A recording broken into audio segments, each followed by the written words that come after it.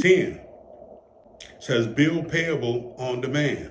A bill is payable on demand, A, which is expressed to be payable on demand or at sight or on presentation, or in which no time for payment was expressed.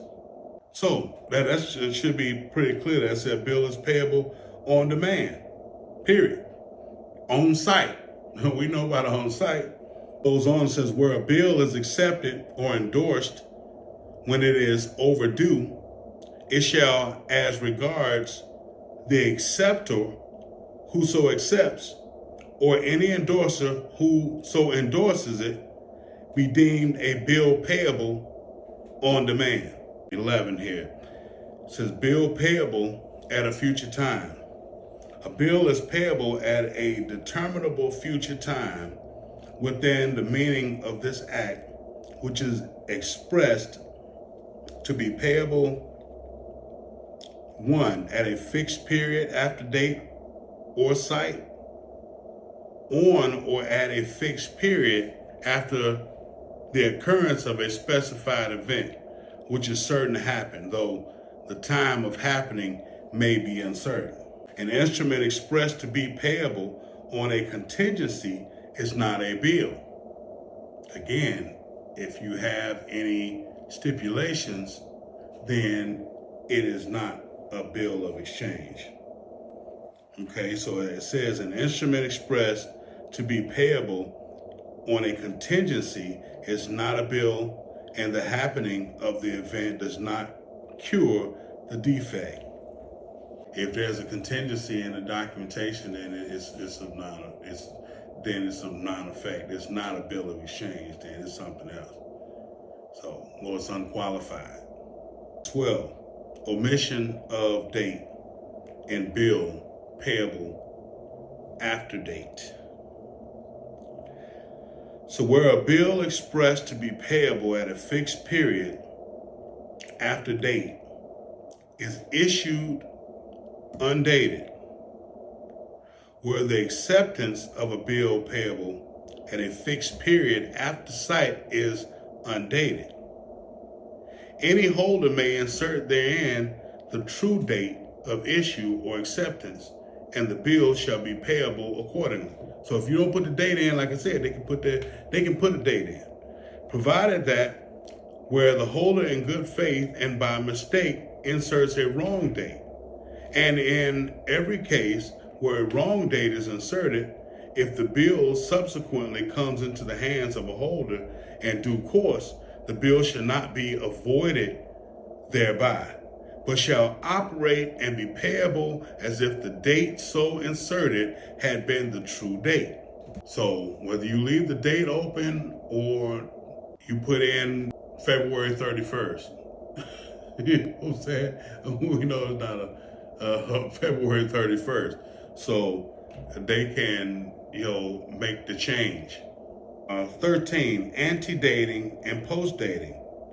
Where a bill or an acceptance or any endorsement on a bill is dated, the date shall, unless the contrary be proved, be deemed to be the true date of the drawing, acceptance, or endorsement as the case may be.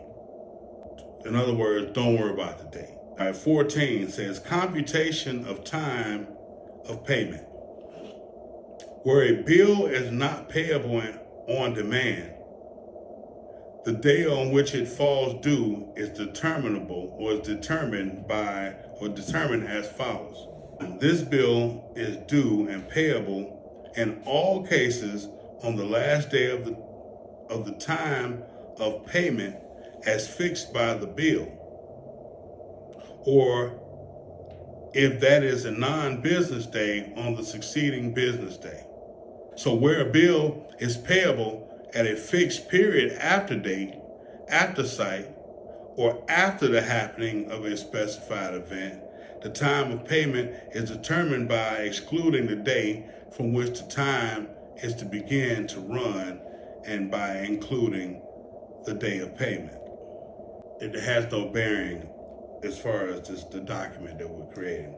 So we'll go on. It says computation of time of payment.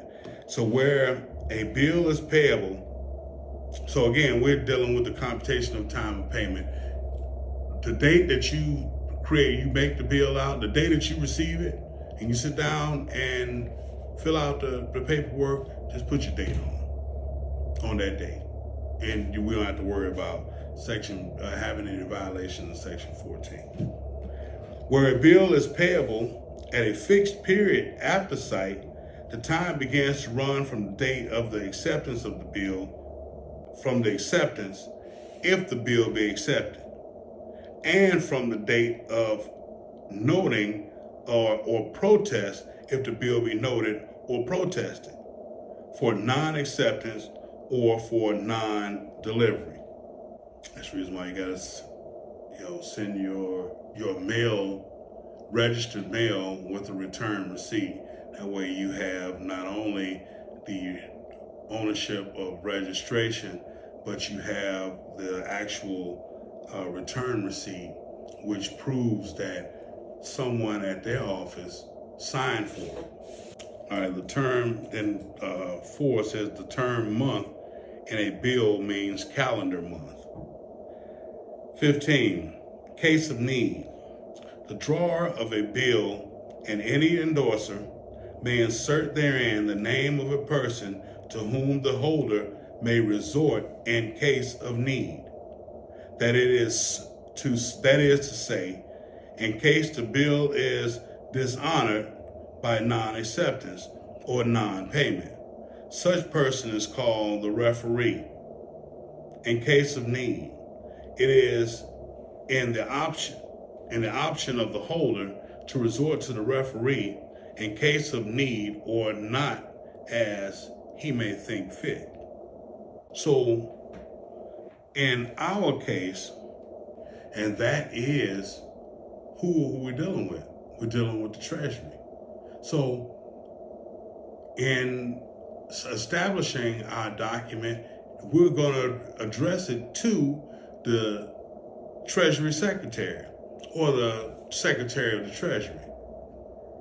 Because we are the drawer, they are the drawee, and the individual holder is the payee. So in our case, then, the Secretary of the Treasury will be the referee.